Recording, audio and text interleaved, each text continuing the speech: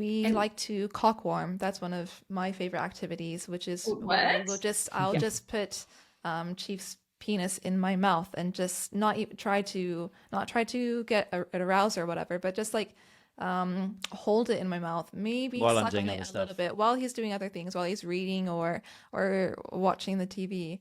So you don't And count that as sex? no, No. it's a Hello and welcome to Adult Buddy Finders. I'm Greenberry. and I'm Kirsten. And today we have a very special guest. Actually, we have two guests for the first Yes, time ever. We yes, have two guests at once. yeah, a couple. They're a Yeah, couple. they This are a is couple. usual. And they run the podcast Conversations with a Dom. And he runs the blog Kinky Events, which has all sorts of information. It Yes, covers everything from like how to be a Dom, how to be a sub, how to figure out if you beginner, are. beginner friendly. Yeah, there's Freebies. I love freebies. so much freebies. So many freebies for Greenberry to just drink You know, in. I love me a freebie. Love me a freebie. And it's really good. The information is great. I feel like there's a lot of stuff on the internet about DS, about DOMs and subs, but this is really concise and healthy and looks like just some of the best information and the most succinct of how to be a DOM. Right? Uh, so you got Sex to check out Kinky videos. Events. There's guides to BDSM ideas, collars, dirty talk, sexting, punishments. Let's see, let's just say one said like make my partner want me more. Oh shoot, I can't find it. My little clicker is going wild. Come on, you silly. All right, I'm pretty sure it said that. as Greenberry's trying to figure out how to make her lover Yeah, sexy or whatever it was. more. Oh, here we go. Want her more. No, that's not right. It says make partner more dominant. Somebody's got issues. Oh boy. Oh boy. Man. Well, who I'm talking about is Cheif and Moineau, and I keep saying her name wrong, but I believe it is Moineau. You will see I struggle with the name all through the show, but she is very kind about it. So, Greenberry, how Yeah. you feeling about this whole Dom submission stuff? Well, I mean, let's be honest about where we are in time. So we Okay. just came off of Dom conference and we're wrapping up this season and now we're realizing that we're Dom. We've been dominated. We're We, a lot of BDSM communication, but the wild thing is that it's very broad. The more you learn about it, the more it's kind of like, okay, cool. So this is BDSM and you don't have to. I think my brain original thought, BDSM, you want pain. You want some sort of pain. And it's kind of been cool to see like not necessarily you don't have to want to give it or get it to be in this under this umbrella. and yeah, it is a huge umbrella, and I've seen it as this huge umbrella because I go down the Google hole, and which is probably a kink in itself. So I saw that, yeah, BDSM is huge. It covers everything. I mean, oral sex used to be BDSM. Out now? Actually, kink, which now, oh gosh, kink is under the BDSM. No, BDSM is under the kink 90s umbrella. radio raps made oral sex very, very common.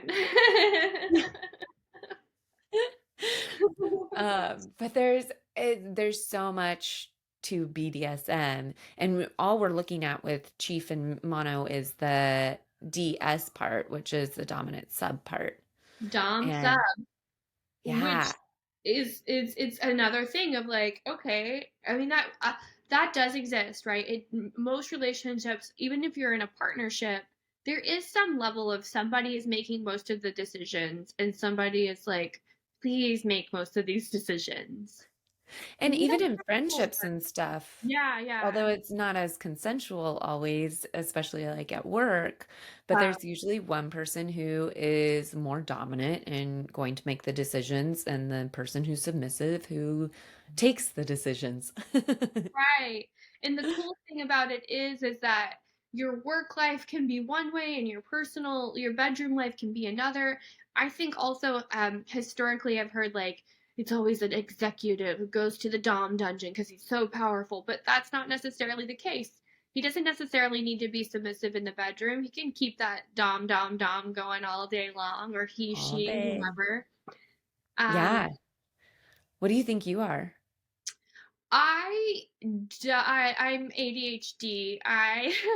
So you're a switch. Exactly. I feel somebody there's a meme. Memes are my therapy. Memes are my diagnosis. Affordable. Yes, affordable therapy.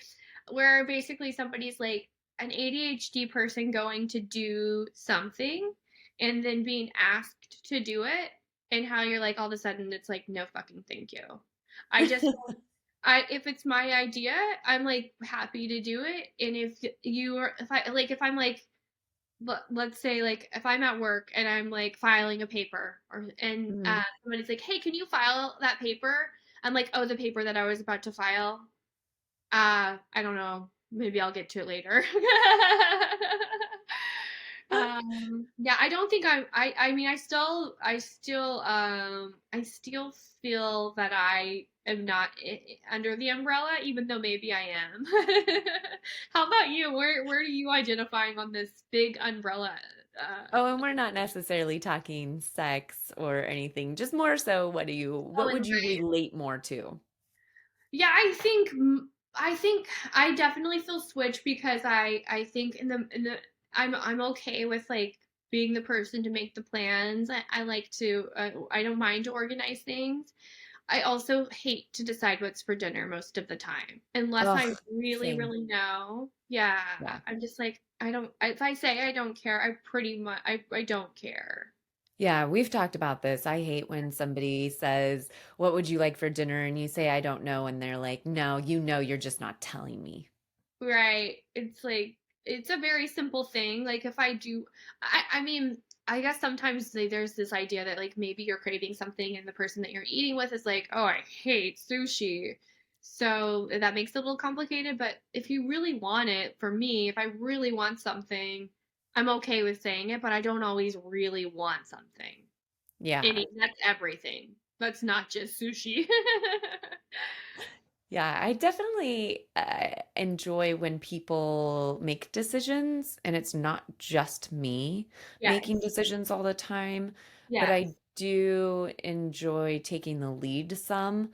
Yes. And I guess maybe that's I don't know what that would even be considered, but I enjoy taking the lead and being like, okay, we are doing what you want then.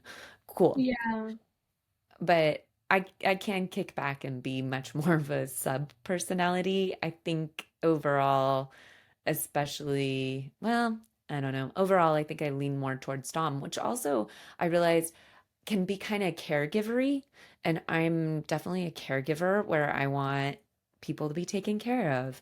And Right. that is much more in the Dom's hands than in the sub's hands, from my understanding. Maybe we're wrong. I think it's supposed to be equal. That's the way That's I took. That's my takeaway. It's like the sub. I think the sub is historically like the subservient, the person who's like, "I'm here for you. I'm here for you. Whatever you say and do." But it's ultimately like it is both. It's yeah. definitely in my new understanding. I think the like traditional outside looking in is like, okay, I am powerful and I whip, and that's I like being whipped. Yay! Can I get you a sandwich? Uh, I think for me, it would be Dom most of the time, except when I'm tired. Then I just want to tap out and be a sub. Which even actually, thinking, to be honest, I'm tired most of the time. So I guess sub. even thinking like you and I both create content. We create films and series, and so that's a lot of organization and people managing, and like you can't step back and be like, okay, I mean, this person's job is to communicate with me. You can't really step back and be like, well, it's been a week and they haven't said anything. I'll wait for them. You have to be the person to be like, okay, well, even though it's your job to like be in communication with me, I have to be the one with the reins and be the one that like drives certain projects to completion. Yeah. Otherwise, it's just like, oh well, they're supposed to do it. It'll never get done. So there's a lot of that. So yeah, I don't have a problem with it, but I also like depends on if I'm hosting or if I'm attending something. So if I'm attending something, I'm not going to be the person to be like, oh yeah, what can I do? I'm more like, okay, I'm here and I'm gonna like quietly, even like if I'm producing a show or if I'm acting in it. If I'm an actor, I'm an actor. I don't try to like, rewrite your scripts or tell your production what to do or hang a light somewhere. I can go into a role and set there, even if I know better. I won't share that with anyone. I won't tell you. Yeah, we won't tell anyone, me and the audience. Yeah, right. It's like this could save you some heartache, but that's not my job. And I think that's important to kind of know, especially in society where that. But some people can't. Like some people, even like think about like in the world of like whenever you're getting something to eat, because I've worked in customer service for so long that it's like, is this worth griefing a person over? Like, yeah, Yeah. I wanted no meat, but I do eat meat. It's not like, offensive to me, or can I eat this? Fine. I I'm mean, not gonna explode. yeah. Whereas some people are like, they're not conflict avoidant. They are like, like if they're probably having conflict all the time. Yeah. You need those Which, people in the world that are just like forces that are like, I don't care. I want this thing. And you're like, okay, like if you ask them what they want for dinner every single time, they're going to tell you because they know. And there's no game. okay, I'm gonna kind of switch my answer a little. I think I would lean more dominant because it is even in that like dinner situation where I'm like, I don't know, whatever. I'm like, you decide. You do it. You pick.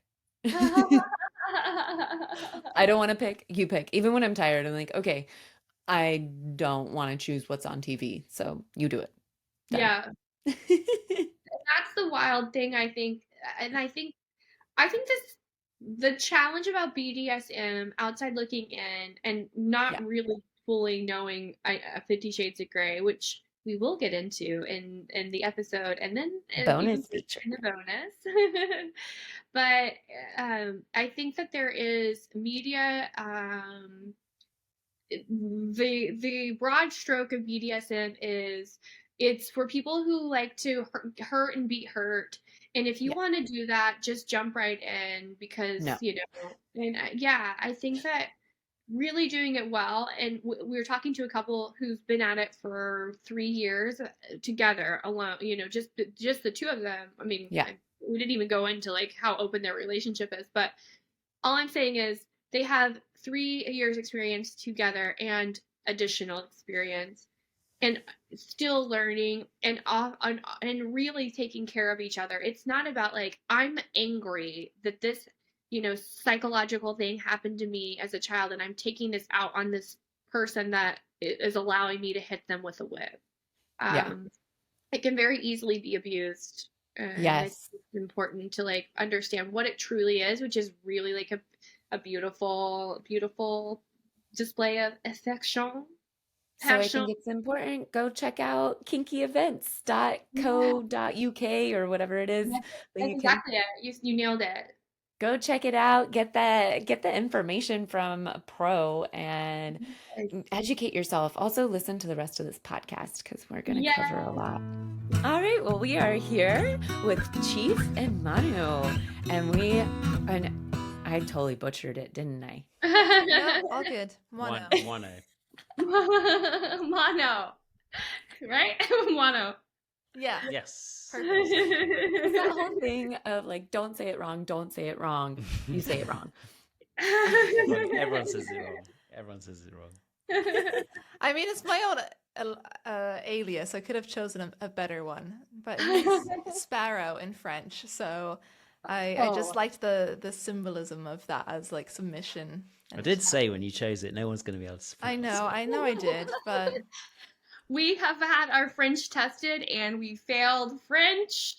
But that's, we are not professionals on anything. Apparently, Kirsten and I, our French is bad, and we're just here to learn. We're learning every moment.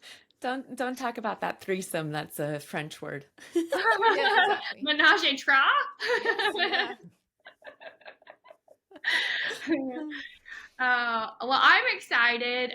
Kirsten, you have been in communication. You kind of stalked their socials, and so I'm kind of late on this stalking. But I went to kinkyevents.co.uk, and I've been kind of diving in because they have freebies. And I won't share everything, but the first thing that I saw is an X-rated submissive text, and thinking about number one, okay, now there's 6 pages, so you have to go to the website, which will be in our show notes, to get this all. But thinking about sucking your cock makes my mouth salivate and my cunt throb with arousal. I was like, oh, go UK, using the cunt in the steamiest way. That's So just, you can true, say that to though. someone on the street and they'll be fine with it. I won't go into it, but I got kicked out of my own wedding post party for calling someone else a cunt. It's a long story, but I Sounds like a story. You got kicked out of your own wedding? You make the rules. That's not. You can't be kicked out of your own thing. No, a long story, but I think I've come to love. I used to be very offended by the word cunt, as Americans tend to be, and then Kirsten is it Europhile? Is that the right word? Yeah, When someone who you're- loves I Europe. think so. Yes, yes. I love you guys. And we performed in London one time, and anyway, I've accepted cunt as just a fun word to say. It is. Yeah. The Scottish say it all the time. It's as a term of endearment. And you are Moineau is American, so Yeah. she's But I've adopted. the adopted. words. Yes. And you can say cunt freely now. I don't typically say cunt. I might say. I would more likely say pussy, actually, and even that sounds weird to say. It's not like this is a word that I say. I wouldn't use it. Yeah, you might write it in a text. I'd write it in a text, and even then, I'll be blushing, and I get a little bit meek and mild whenever I say it. And that's why that PDF exists for people who That's are right. not very good at dirty talk, or it embarrasses them. They can just copy and paste. You see, straight into a text. Copy and paste. I love that. Yeah, when I read that, I was like, hello, kicking off this PDF with a bang. Is that the first one in there? It is. It's the first one that came to my mind, I think. I think no, because we had taken a lot of the texts that we've sent to each other, and we had put them directly into that PDF, and I think that was one that I actually sent to you once. Maybe. Love that. I think so. Maybe. I mean, We'll I have know to that scroll back, my yeah. mouth does salivate when I think about your cock. So Oh, okay. Hello. All the facts All coming right, out there now. it is. I Just love little it. Cock. Maybe not cut. cunt. Taking it off. Depends what country you're in. So you all also run the podcast Conversations with a Dom, and we've decided we are ending our season with dominatrix domination. We're fully embracing it, and this is our first couple that we've had on the show, actually. Amazing. Yes. Very And we're exciting. 2 for the price of 1. gotta love it more. What a Some. bargain. I do love a bargain. Oh yeah, me too. We love that you all are really newbie friendly, which is what our show is about. We're not always BDSM, but for those of our listeners who are BDSM curious, you are our perfect couple to chat with us. Thank you. Thanks for the invite. Yeah. So if you want to kind of go maybe through, I know you're coming from a UK perspective. Actually, you have UK and America covered. Mm-hmm. If you want to give our newbie listener who's thinking, hey, I am interested in BDSM, so now what? Yeah, so BDSM is such a broad topic. It stands for a lot of different things. And the bit that we are particularly interested in is the DS bit, so the middle bit, which is domination and submission. Okay. And that is effectively power play. So one person in the couple is, for a brief moment or a period of time, is in charge, and the other one consensually submits and gives up some of that control.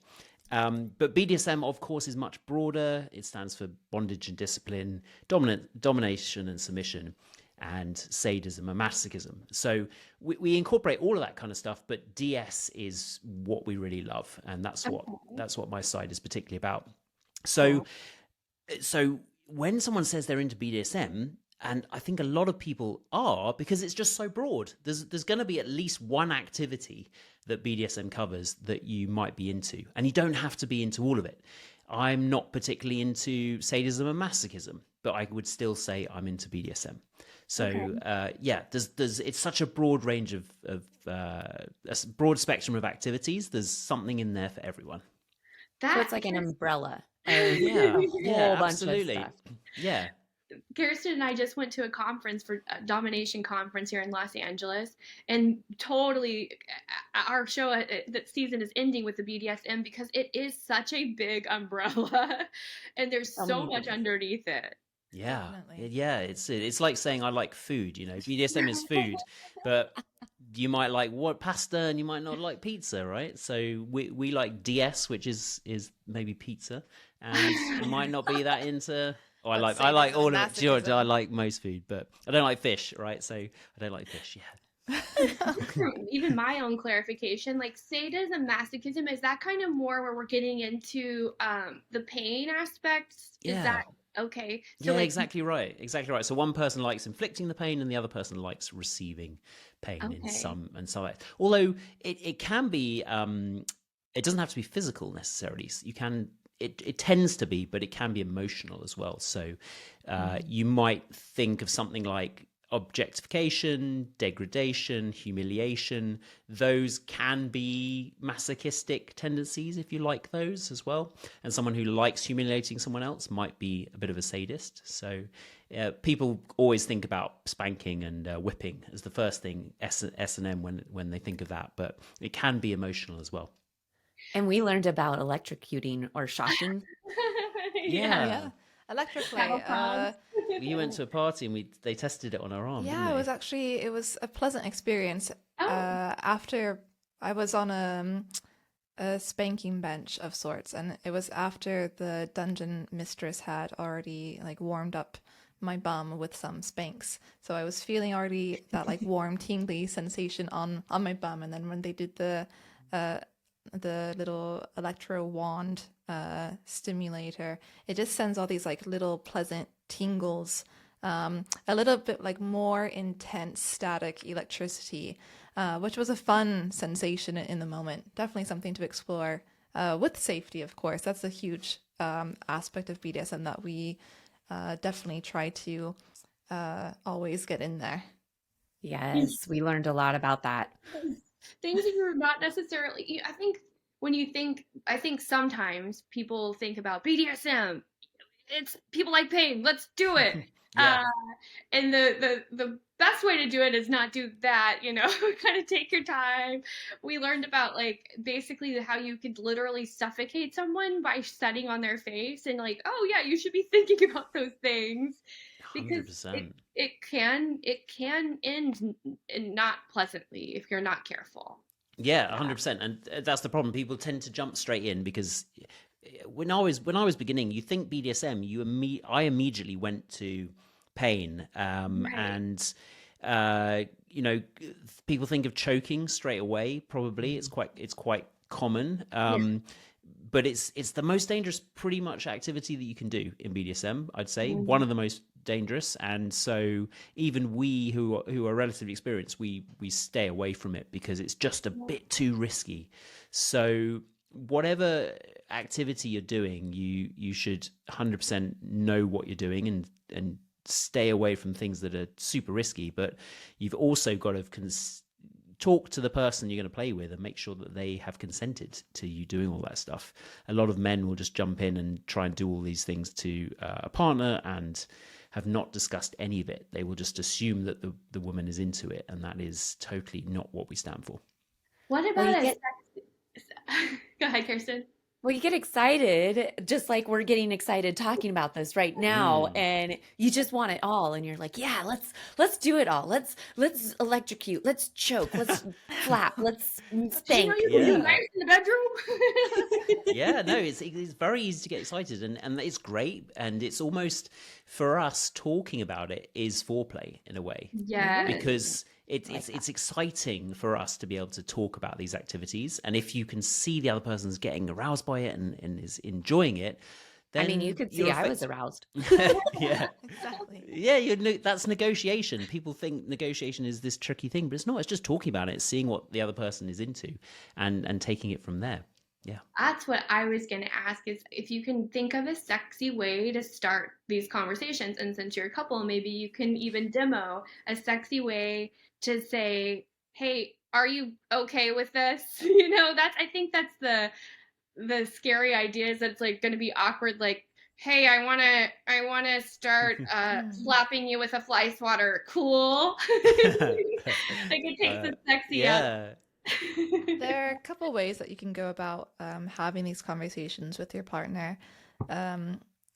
Oftentimes, people find it easier to start with a text message, some writing, where you don't have to necessarily see them, and it can be just as simple as saying, I was thinking about you last night, while I was touching myself. And then you can delve into your fantasies a little bit and kind of start bringing in elements of BDSM that you're interested in. Or, for example, I like to talk about the dreams that I've had. And last night I had a pretty sexy dream, and it had multiple people involved, and there was a little industrial scene going on, and it turned me on. And I haven't even had a chance to... No, I've not heard about this. No, I haven't had a chance to tell you yet, but we were too Is busy washing the this dishes. turning you on, Cheif? Well, I'm thinking industrial. I'm like, am I a factory worker? Am I? No, like, I mean like a... am I on the loom in the Industrial Revolution? No, like a kind of a little bit grungy New York loft style. I see. It was a little bit the darker side of town or whatever, neon lights and Okay, brilliant. interesting Nice, vibes going. nice. Gotham City. Yeah, it's definitely a good idea though, because people, if you text someone a fantasy, you don't have to see their reaction, which is kind of good, right? It's less scary. Yes. And if you use the dream element, you can almost play it off, right? Because you don't have control over what you dream. So if you say, "Oh, do you know what? I overheard my mate talking about BDSM. What do you think?" Or "I saw this show and they were talking about spanking. What do you think?" So you can bring up things that you want to try in a bit of a subtle way without saying, "I want to do this thing." It's a bit of a it's not direct communication, which we kind of advocate. So obviously the best thing to do is say, "Look, I really have been thinking about this and I think I want to try it. Would you be open to trying it?" But for some people, that direct communication, it takes a lot of practice and they may not be that into it, especially if you're just starting to date someone. That can be a little tricky. So that's why we have these little tricks to do sort of indirect stuff where you talk about it in a dream, or you overheard someone say it when you were shopping. Even just like bringing up the subject and being like, I was reading some smutty fan fiction and they started spanking each other, and it intrigued me, and I had some I felt pleasant in a sort of way, but I also had some concerns, and I wonder what you think about that. You can kind of explore the topic together in your conversation. You don't have to go straight out and be like, "Hey, there's this fun activity that I want to try. You gotta get into it. Let's pull out the whips and floggers." You can go on the ahead and exploration choke me. together. Yeah. I wouldn't start with that. Certainly not, actually. Yeah, but it's all about communication, and it's very difficult to give advice because some people can't even communicate about sex, normal sex, right? So trying to bring Right. this up with a partner can be quite difficult, but you just gotta do it. I remember my first girlfriend, who was I was very inexperienced. I think it was only the second person I'd ever slept with, maybe third, but probably second. And it was all quite vanilla. And I'd been fantasizing about anal for so long, and I was like, oh, I really want to try this. And we'd been dating for about 3 months, and I was like, I'm gonna mention it. I was like, oh, have you ever thought about anal sex? And she was like, oh my god, I'm so glad you brought it up. I've been thinking the same thing. Like, I absolutely love it, and I've done it all the time, and I was really hoping you're into it. But neither one of us were wanted to bring it up, right? So so yeah, if you start having these honest conversations and you bring it up in a way that it makes use, if you're not embarrassed about it, the other person won't be embarrassed about it in a way. Does that make sense? Like, if I was like all timid and, oh, do you want to, have you thought about anal sex? Then but if you say, hey, look, do you know what? I really enjoy anal sex, and I've done it in the past. Would you be open to that? It can sometimes just put the other person at ease, because they get that you're being open and authentic. And when you're stumbling over the words too, like you were just doing, it sounds like, I'm not sure if you're into it or not into it. If I'm put up to a test, are you trying to see if I'm going to say the right thing? Yeah. It makes me anxious. Yeah, exactly. And so one of the ways around that is we have something called a sex menu. And a sex menu, you can make your own. It's basically a list of sexual activities, and you fill it out and you go through each one and you mark it from, that's something I'd never want to do, all the way up to, yes, I really, I need that in a relationship. And you can have a point scale from 0 to 5 or whatever you want to do. But you both fill one of that. You both have the same list of activities and you fill it in separately. And you do it on your own under no pressure. So you try and give really honest answers. And then you come together and you discuss it. And there's even some apps out there that will collate the things that are that you both agree on, and will just, show you, like, hey, you both wanted to do these 10 activities, so go and try it. Now, we have a spreadsheet version. We like the spreadsheet version just because it encourages communication and it gets you practicing. But it almost takes away a little bit of the guilt, because it's not you that's written this list. Like, some dirty fucker has come up with this list of 350 activities. So you can just go, oh, look, plausible deniability. It wasn't me. Yes, I enjoy it, but I didn't even think of that. So it can be a good way for people who are a bit nervous, and a fun activity to try out. And that is also on your website. I saw that one, kinkyeventsco.uk. That's a freebie that is on the website. Yeah, you can download it. It's just a template. It's got about 350 things in there. 350 ideas that y'all came up with. That's awesome. Yeah, there's a lot on there. And you may have to look some of them up. I know I did. You guys are dirty. There's a lot of random ones on there. So is that different than the contract?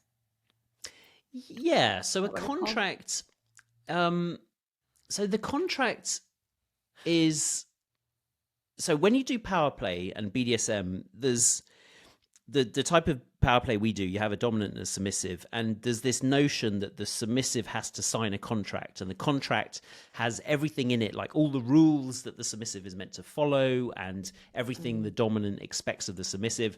And I think it was popularized by 50 Shades, but we don't have one. I think people think you have to have it. We really don't. We kind of have a verbal contract. We've just spoken about stuff we want to do, and that's become what we do. It's just a way of an agreement of how you want to run your relationship, really.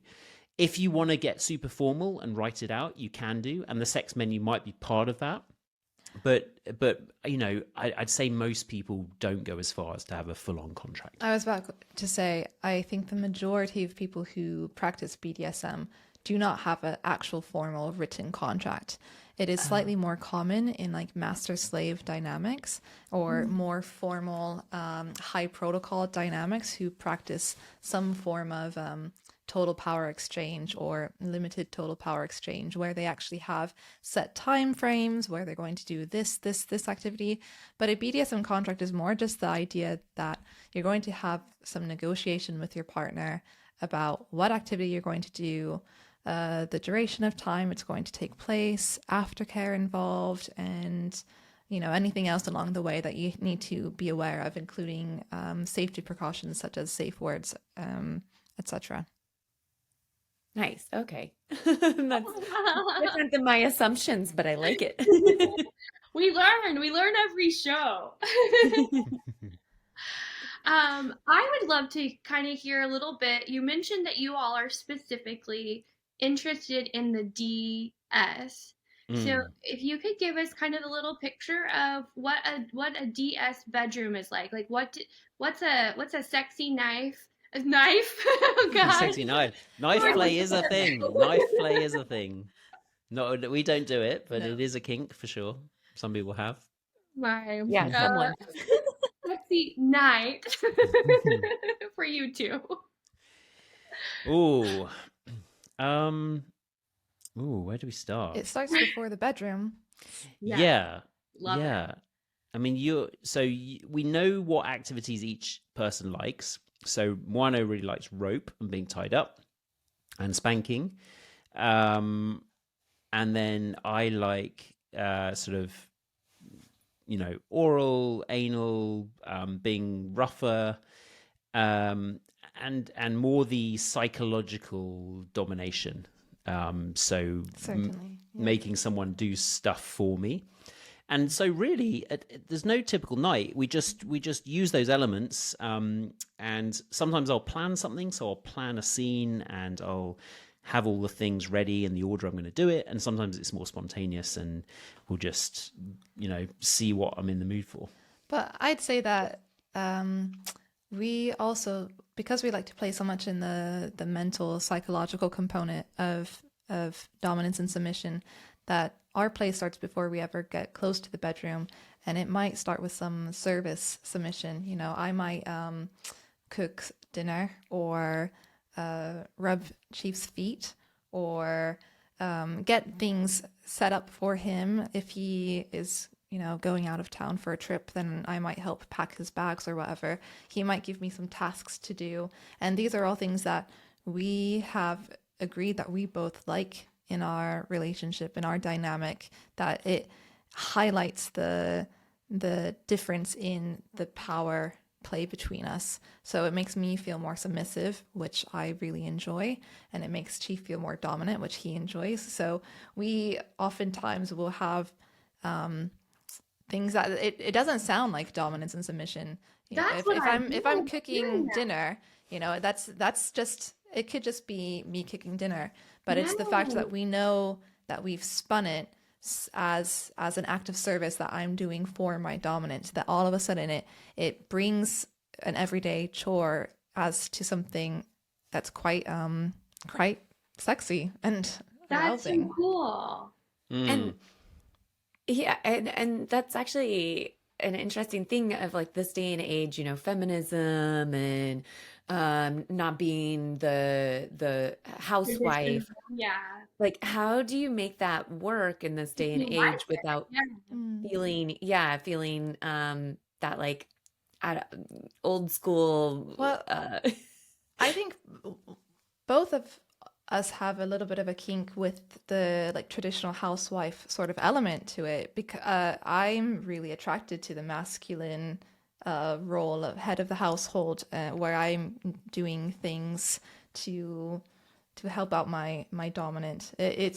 I think I've had to do a lot of retraining in my own brain to accept that it's okay to want those sort of quote unquote traditional sort of ideas of a household, especially since I've done all the feminism reading. I've done that learning, but then I've gone ahead and flipped it and turned it into a kink that I find really empowering in that sort of very traditional gender stereotypical role, but I enjoy it. It's the choice. It's That's the the choice. difference. Like no Yeah. one's forcing you to do it.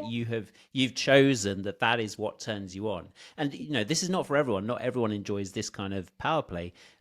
Some people might like it where the woman is in charge and forces the guy to do all the cleaning and clean naked and do all the house chores, and that's absolutely fine. It's That whatever sounds turns you on. wonderful. Yeah, I knew someone who had a naked cleaner. She was a woman, and she hired this guy, and this guy just was a sub, and he liked to come around and he liked to be told what to do and to clean the house naked. And so so we try and forget about what society says is good and bad or right and wrong. And as long as both people are consensually agreeing to do this thing and it turns them on, then we say go for it. Yeah. But for some people, it might just be in the bedroom. Yeah, you just enjoy the activities during sex. But for us, it kind of bleeds out into everyday life as well. And in that situation, the example of the woman having the man clean and all of that, would she then be the dom and he be the sub? Yeah. Yeah, Yeah, it exactly could be in right. that moment. You can also switch. You don't have to stay fully dominant or fully submissive. You can have aspects of dominance or submission. You may like to play both roles. There is a quite ubiquitous test out there, the BDSM test, that you can find online. And when you go through, it does kind of help if you are unsure of what those labels are, like where you fit in this whole spectrum of dominance and submission. It can be helpful, while not restricting, to look at these different sort of labels and be like, oh, I see. So based on my answers, it looks like I tend to be more of a service submissive.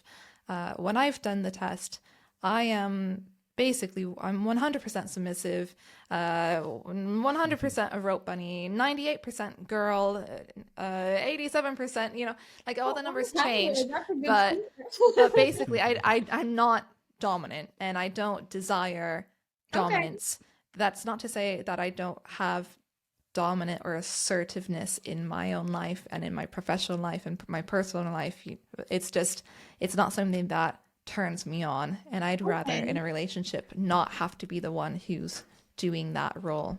Yeah. People often are one way at work and then they'll come home and they want to be totally the opposite because it's a sense of freedom. Men and women, like high-powered men, will come home and they'll just be like, go and hire a dominatrix because they want to just be, used, right? So this is not a gender thing. This is whatever turns you on, and sometimes it can be the opposite of how you are in everyday life. For me and you, we're kind of, I've got quite a dominant personality anyway. You're quite submissive in general anyway, so we kind of play to those roles. But for other people, they'll be really dominant at work, and then they'll come home and they'll just be like, I'm sick of making decisions at work. I'm stressed out. Just tell me what to do. I don't want to make any decisions, and it helps me relax. So, Well, yeah. I think you've just figured out Greenberry's kink, and she's going to be dominant in the house and have her executive husband making the meals. Yeah. Go for it. Yeah. I have a bit about that. That is that it must really actually be part of a psychological, like, oh geez, you've cleaned the house, thank God. Sexy. The dishes aren't the only thing wet around here, baby. You guys talked about the psychological. I've heard the term mind fucking, and so what I associated with is kind of like a negative connotation, and like everyday society is like he's a mind fucker. But then I'm hearing it in the BDSM community, especially at DomCom. I just kept hearing it more and more. We've heard different guests say it. It sounds like it's actually could be a positive. Like it's part of play. Is that something you all are familiar with? Yeah, I mean, I've never used that term, and I wouldn't. I think I would associate it with negative things like fucking someone. But that doesn't. That's just my association. But yes, psychological play is definitely a thing. I guess I would call it something different, like psychological dominance or something like that. The largest sex organ we have is our brain. So Speak for yourself. But anything you can We're do not comparing to sizes. anything you can do to turn on your brain Yes. and to arouse your brain is going to be something that you can then utilize in your BDSM activities and in your kinky discoveries. So the psychological component to me is extremely important. I mean, how many times have I tried to get in the moment and feel an orgasm coming on, and yet in the back of my mind, I'm thinking about this really stressful paper that I have to write, or the fact that I haven't finished the dishes, and so now I'm going to have more dishes to do in the morning. I think there's lots of things, especially for women, in my experience, that Yeah. can act as decelerators or inhibitors, as Emily Nagoski says in her book "Come as You Are," that do limit sexual arousal. So anything that you can do to get your brain. And adding to that, so a lot of people think of the role as the dominant of just telling the other person what to do because to get my own way.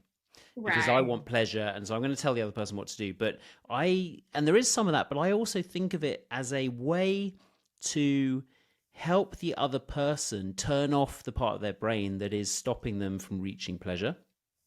So creating the scenario and creating the atmosphere that takes them out of the everyday life and the stresses. So Yeah. for me, that's a big part of it. And again, that's why the emotional part comes in. So it's how do I create that atmosphere using physicality, body language, voice tone, what I do, what I say.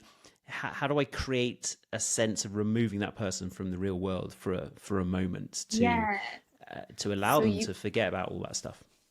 so you really have to get to know your sub really well so that you can figure out how to kind of take them out of their own head. Yeah, 100%. And that's why like doing DS is really difficult on a one night stand or when you first start. Yeah. You just can't because you don't know what they're into. I don't know what words they like. Some people will be really offended if you call them a slut, and other people it will be a real turn on. Same with whore. Someone will be hate that word, but other people will go mad for it. And so there's so many different things and ways when you learn the words that someone works and what dirty talk works, and Yeah. what part of the body do they like to be kissed? Is it the side of the neck, the back of the neck? Do they like their ear? Just so much, and you just can't get all that from when you've just met someone. Yes. I like this too, this out of the bedroom play. Because for the vanilla folk, it's always like, when you go on a date, that's foreplay because you're connecting with each other in a way that, isn't your everyday life. A lot of times we get into the same thing every day, do our work, and then that's when the sex life starts to kind of dwindle. But when you take those moments for one another to kind of like connect, it can be a psychological connection. Even though it's not BDSM, it's kind of that same, or maybe it is because the umbrella seems very big. Yeah. Yeah, I completely agree. Yeah. Agree. You're creating some sort of. I'm not very woo woo, but there is an energy there, and Right. you're creating some sort of charge. And in DS, all you're doing is you're just slightly shifting that charge to let the other person or one person know that you're taking charge of the situation and that you're going to be doing the leading, which tends to be the man anyway. Like I'm talking very generally here, but the average man on a date will probably, well, again, I'm generalizing massively, but if you took the average man and the average woman, I think the women generally prefer if the man is deciding where to go on the date and taking some of the lead. It's just a bit more attractive, and I think it's biologically wired into us. So that's really all you're doing in DS. You're just kind of amplifying that. And again, it might be the other way around. In some situations, men might really want the woman to take the lead, and so you're just amplifying that aspect of it. Yes. So what is something for you two that is like a psychological play? I know you kind of mentioned the acts of service, but I mean I'm thinking for myself, like somebody just being like, you look sexy. Like that to me is like, oh, cool. They're thinking about me. Tell me more. Yes, exactly. What do you got think so- of my well, hair? yeah, so little things like, for example, if I'm having dinner in front of the TV on the sofa, when Moineau comes in, she will kneel, not sit on the sofa. She'll kneel on the floor and eat that way. From the coffee table. Yeah, just to, Yeah. again, sort I of do that. emphasize the power dynamic, the status difference, right? And it doesn't even have to be said anything. It's just kind of it's acknowledged, but not not verbally acknowledged. Texting, we do a lot. We do a lot of sexting to each other. I might give you commands during the day, so I'll text Moineau something like. Where it depends, like choosing your outfit we used to do. So I get you to pick 3 outfits before you go to work, and I would choose which one you wear. Love it. Yeah, that kind of stuff. Cool. Do you ever do the like good girl? Like, I don't know, what is your Yeah. All thank the you. time. Yeah. Good girl. Good All the job. time. That's actually one of the best ways Cheif can get me to orgasm, and actually it's become quite the trigger word for that. Sometimes it's You're difficult right. for me You're to shaking. Why are you reach. shaking? Oh, I didn't know. No, sometimes seriously, good girl. it's difficult for me to reach orgasm without hearing that sort of verbal dirty talk. And actually, we have a rule set up in our dynamic that if I want to come, I need to say, "Please, Daddy, may I come?" Ooh. And I'm not allowed to orgasm without saying that. And then after I come, I have to say thank you. Yeah. Is that also kind of a trigger for you to ask for permission? It's more difficult than anything, and but Especially when your mouth's full. yeah. Well, no, sometimes it is actually, and then I will come, and then because I didn't ask, then I get punished because but even though obviously Which is fun because I can fun. stop you saying it. Yeah, and then I'll still get punished, and I accept that because that's how we're playing. That's all this is. All BDSM is It's a role play. It's a role play. And yeah. it's something that we enjoy. It's not something that we are forcing for whatever reason. Yeah. And that's a key point, I think. Anyone listening to this is a role play. It's not like I'm a misogynist and I'm forcing you to do these things. It's not something we haven't agreed upon. It is a role play. If ever you're forcing someone to do something, or you don't let them negotiate with you or say, no, I don't enjoy that, then that is not DS. That is just abuse. So this is very much a role play. Yeah, it reminds me of improv. Yeah, And if you ever got stuck in an improv scene you didn't mean to, then that's not fun. I've never been stuck in an improv scene. But yeah, I did go to one improv class once, a clowning workshop. Oh dear. And Nice. I was very bad. I was amazed at the skill of everyone else, but it's very I was terrible. It's difficult for me to talk about my emotions, and I think that's a big part of it, being able to do that. So Oh, total openness. Yeah. yeah. Oh, yeah. I suck at that. We're almost to your caller, but I wanted to just do a quick question, two-parter. How long have you two been together, been playing together, and how often do you have sex? It's what, 3? December 2019, Yeah. I think. So Yeah, 3 and coming on 3.5 years. yeah, 2.5 years we met. All Three and a right. half. Yeah. You know, that's how we're. And, How often do we have sex? Well, I'm old, so not very often. we also don't live together, so that Okay. does limit it. But I'd say once a week is Yeah. probably Right. average. We may that doesn't include other play that we may do. We And- like to cock warm. That's one of my favorite activities, which is where What? I'll just put Chief's penis in my mouth and just not even try to get an aroused or whatever, but just like hold it in my mouth, maybe While I'm suck doing on other it a little stuff. bit while he's doing other things, while he's reading or watching the TV. So you don't And- count that as sex? No, No. it's a moment of High school sex. intimacy. The goal isn't to even turn him on. It's something that's really pleasant. It is arousing. It's also extremely relaxing. So when you start adding those sort of activities, then it's like, well, if you count that as sex, then we have sex much more often. If it's just like genital contact, Yeah. I suppose. We generally only see each other like once a week anyway, once or twice a Yeah, week. yeah. So, yeah. Yep. I love that because I know, especially like we just got out of this conference and it seems like, God dang it, is everyone fucking multiple times a day? Just No, sex like all the when time. I don't have time for that. no, Where do they fit it in? exactly. Maybe in my 20s, like my late 20s, early 30s, but honestly, I haven't got the energy now. I'm 40 now, and I just haven't got the energy. I don't have the time. There's way Yeah. too much to be Exactly. doing. Yeah. I mean, I got this podcast to do. Exactly. Yeah, it's much more important. Sometimes we're like, all right, we need to do a scene, so we have something to speak about on the podcast. Yeah. So It's work. It's all work. Oh, hey, that's it. Just make sex work, and then you'll do it more than Exactly. once a week. Mhm. oh There we dear. go. Yeah.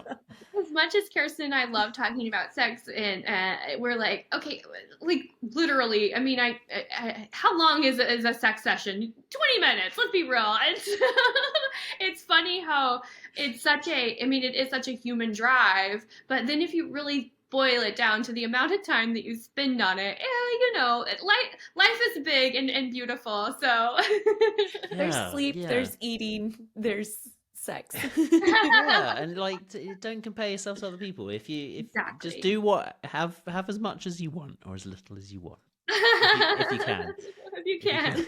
If you can find someone who wants to have sex with you. And that's what we're trying to help people do. Yes, so little exactly. by little, we're giving y'all tools. So hopefully you can find your sex friend. But we're gonna get Troy on the phone. Hello, it's Greenberry. And Kirsten, and you're on Adult Buddy Finders. Yes, you got the Adult Buddy Finders, and as you know, we are on with Cheif and Moineau, and we are talking about BDSM and relationships. So we're gonna let you fire away, Troy. Thank you so much for calling. Oh, thank you for having me. First time, long time. Big fan of the show. I have a question. I'm interested in being a dom. I hope I'm saying that right, but I've never done it before. So, what is the correct protocol to like be in control if you don't know how to be in control? Hey Troy, yeah, it's Cheif here. Great question. You are saying right. Yes, it's Dom. There is no real right answer. I can tell you what people sometimes get wrong.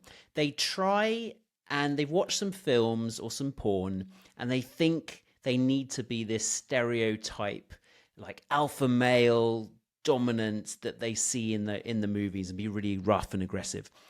If you do that and that's not your personality, it's going to come off as very inauthentic and it's just going to probably turn the other person off because they're like, hey, I met this one Troy and now I'm getting a totally different one. This is a bit weird. So so the key point is to incorporate elements of your own personality into your style of dominance. Like if you like making jokes, then do that during a scene, when you're having sex. Wait, it's okay to laugh during sex? Yeah, of course. It doesn't have to be super strict. I'm incredibly emotionally manipulative. Is that okay? Okay. It is, as long as one, the other person kind of knows you are and is also has consented to being emotionally manipulated. I will also add that it would have to have been consented before the manipulation happens. That's when the pre-scene negotiations are really important. Because if you do find someone who likes to have some emotional manipulation, likes to do a little bit of humiliation play, that's great. But it is really important that when you discuss these things, that you discuss it outside of the role that you're playing, that you actually speak as adult to adult and say what your boundaries are around it, what your limits are, and what it is that you enjoy in that specific play. And then you can use that information to construct your scene and to play within the rules that you have set with your partner. Yeah. Now, I would have a personal line with humiliation because I was bullied a lot. So, like, I don't want to bring that in because that might bring up a whole lot of stuff internally on my end. Yeah, and that was just one example, of course. So it just depends what you mean by emotional manipulation, right? If it's the first date and you're manipulating someone to try and get them to go on a date with you, then obviously that is bad. But if you have discussed it and they say, I'm really turned on when someone manipulates me in this way, then you're like, oh yeah, great, because that's exactly what I want to do. Then you can do it. But if you're doing it for kind of your own benefit and the other person is getting no benefit out of it, then I would say that's a bit of a warning sign. Got it. Because like I would, where my mind, for me, it's like I go to my mom and how she's incredibly emotionally manipulative. Like, hey, did you need that extra, Twinkie? I wanted it, but now I'm second guessing it. So it's like, oh my gosh, now I don't take it, and like therefore she got what she wanted. So yeah, that's what's near and dear to me, so to speak. Yeah, and there is definitely a risk that if you're gonna be a dom or a sub, or in any relationship, it's really important that you understand where your behaviors are coming from. Because if you go into something and you're just trying to, recreate that relationship you had and those negative traumas, that is obviously not a good place. So just be aware of where that is coming from and make sure you're doing it consensually with the other person rather than just sort of inflicting it upon them.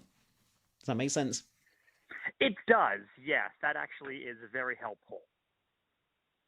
Okay, great. And you guys were talking about this negotiation. How would you frame a negotiation? Would you be like, hold on, don't take off your undies. Let's talk first. Yeah, Definitely. For me or for Cheif? Sorry. This is for Cheif and Moineau. Oh, okay. I'm not the expert. Go ahead. But no, I'm actually curious. Let's hear your answer, Tori. Yeah, I'm curious Troy. what you think.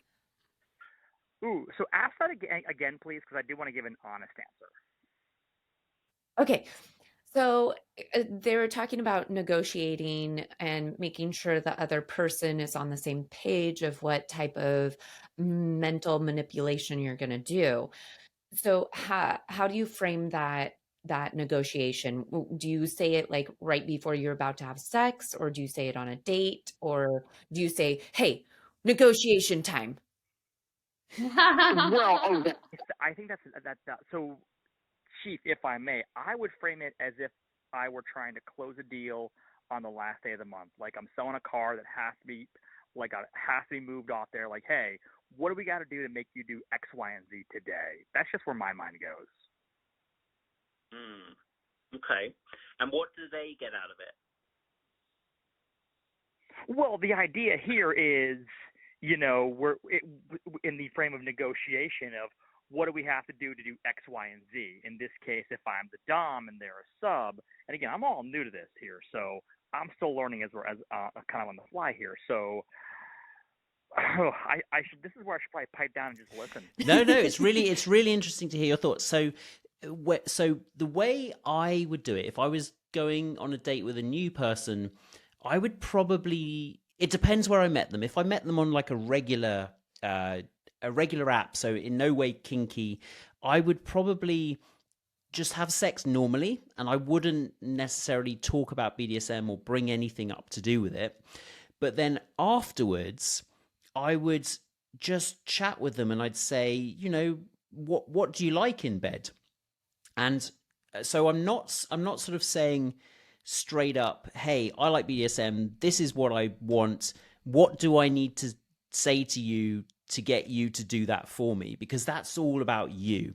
You've got to think, what can I do for the other person? What do they enjoy? Put them first. What is it that they really enjoy about sex?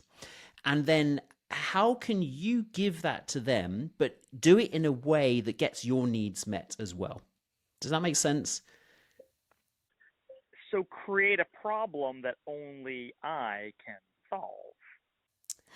That's quite manipulative of you. You're jumping into the scene too fast. Slow Yeah. it down, Troy.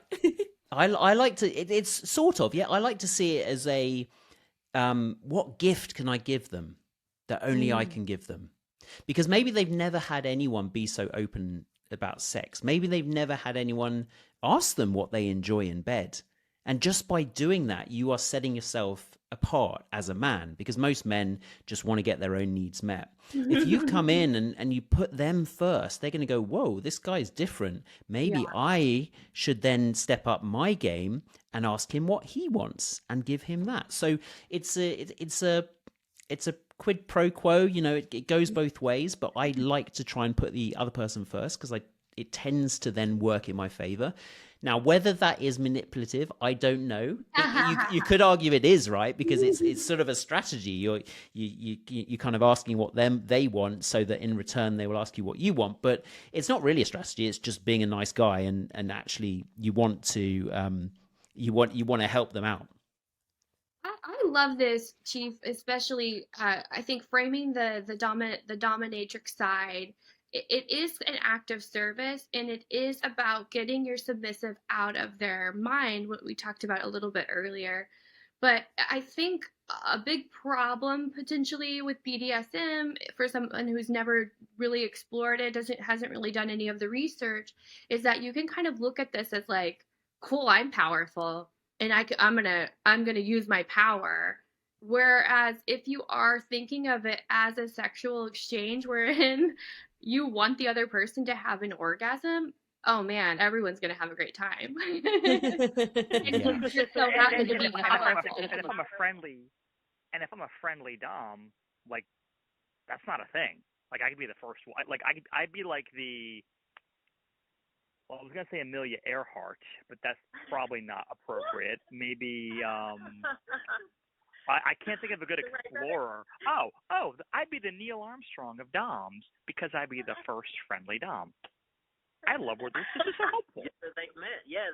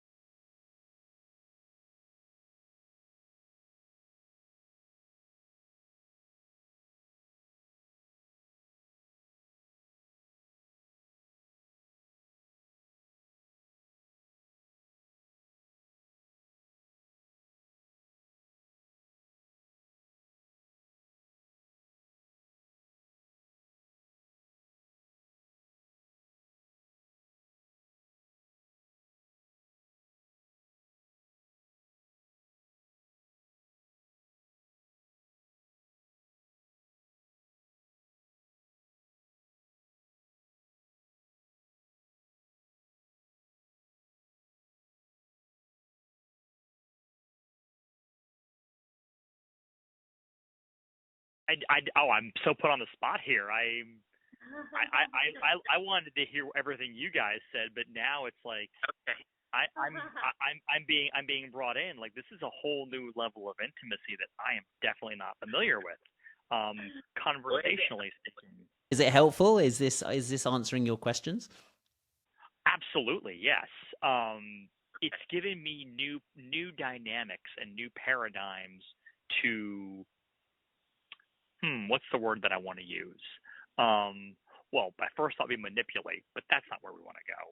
I would say to empower oneself. I think that's a better avenue to walk down. Yeah, definitely. And that's probably, again, the main takeaway for anyone listening. Don't think that there's this that a dom is this one caricature that you see in films where they Yes. are manipulating the woman to get everything they want from them, and they're never thinking about the woman. That is not a healthy dynamic. For us, it's about how do both people get equal benefit from the relationship.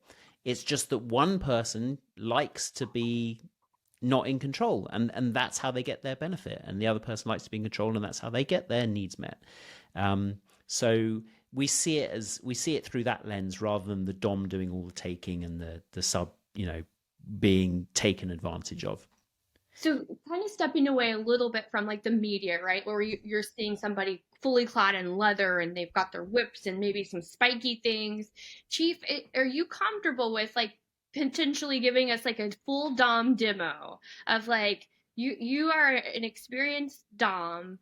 What is how is some way that you would approach a situation where you're like, I want to not mind fucked, but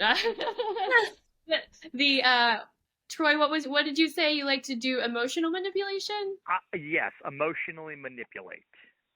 So some sort of psychological. Can you full dom on us, Cheif? Oh wow! Use me as a guinea pig if you'd like. Yes, it's hard. So I'd be like, well, eye contact. You can't see me, but just Okay. the way you look at someone can give them a sense of that you mean business. Is he looking at you, Moineau? He is. Yeah, Oh, I okay.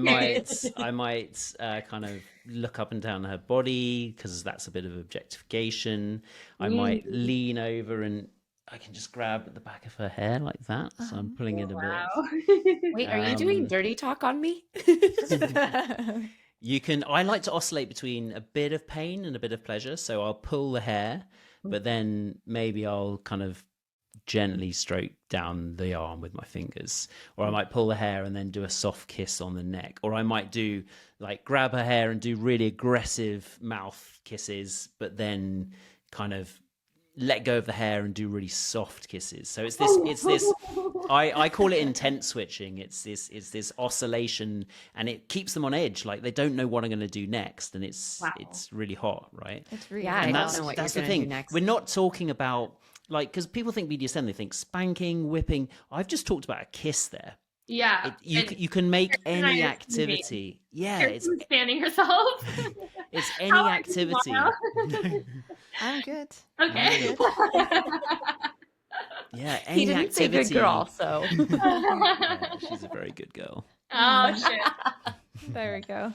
Yeah, so it can be words, it can be any activity can be made into DS. It's just about your body language and the tone you use. And if I just wanted to call her a good girl, I could. So yeah, it's all about just playing with your energy and bringing it up into that dominant space, and then doing whatever you were going to do anyway, but just doing it in that way that's a bit more dominant. Does that make sense? Makes sense to me. How are you, Troy? Is that helpful? Crystal clear.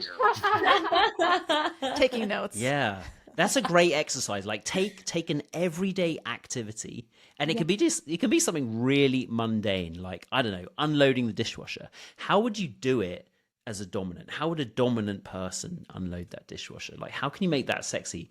And then you can escalate it to a kiss. How would you, or a hug, or just looking at someone? How can you play with that energy to make everyday things into more of a dominant energy?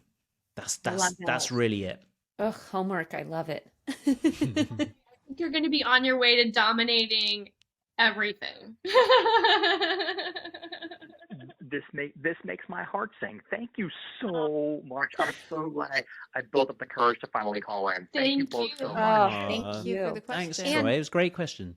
I just want to throw in too your statement about, or not statement, but you were saying that you would approach it kind of like you would marketing, or kind of like a salesman negotiating.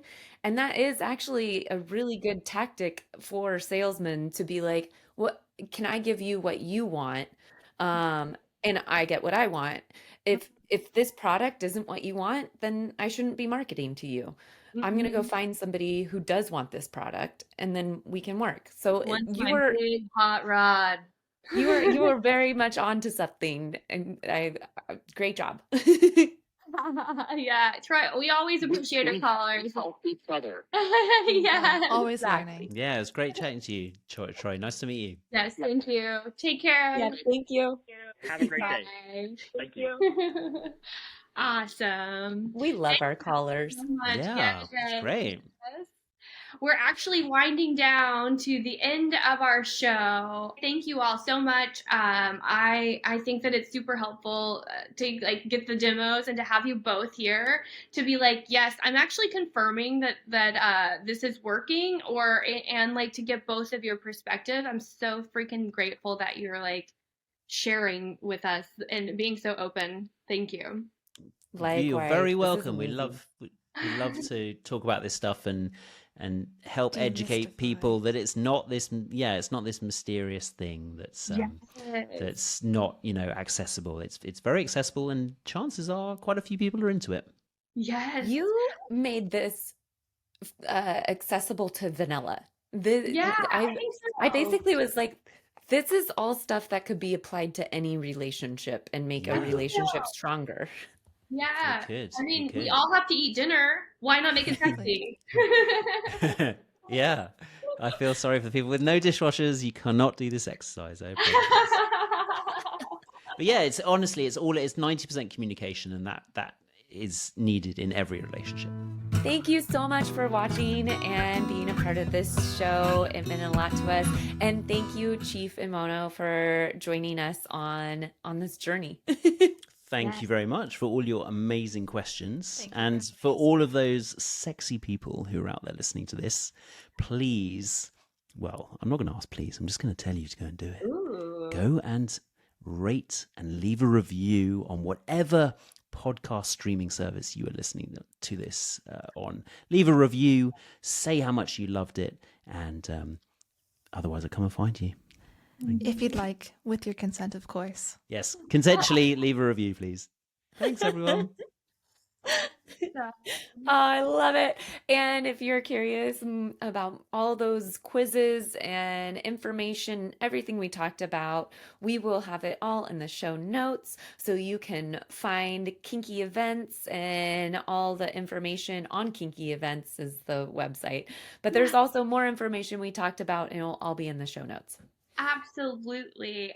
We are wrapping up this season with our domination. And so, maybe we have a little more BDSM dubstep. Dubstep? Dubstep. Dubstep. Yes, BDSM dubstep. We don't have any dubstep. I don't anticipate it anyway. But what we can tell you is we will finally be sharing our experiences at the Dominatrix conference that we attended in Los Angeles. Oh, yeah. So you want to not miss. You never want to miss, because we always give you new juicy. So come in on Wednesday for our more domination and our experience at a domination conference as total newbies. It's yummy. Well, thank you all, and thank you again, Cheif and Moineau, very much for your time today and all this information. Kirsten and I are, I think, we can actually take this to our lives. Oh, yeah, definitely. Thank Amazing. you. Good luck with it all. Thanks for having us. Bye.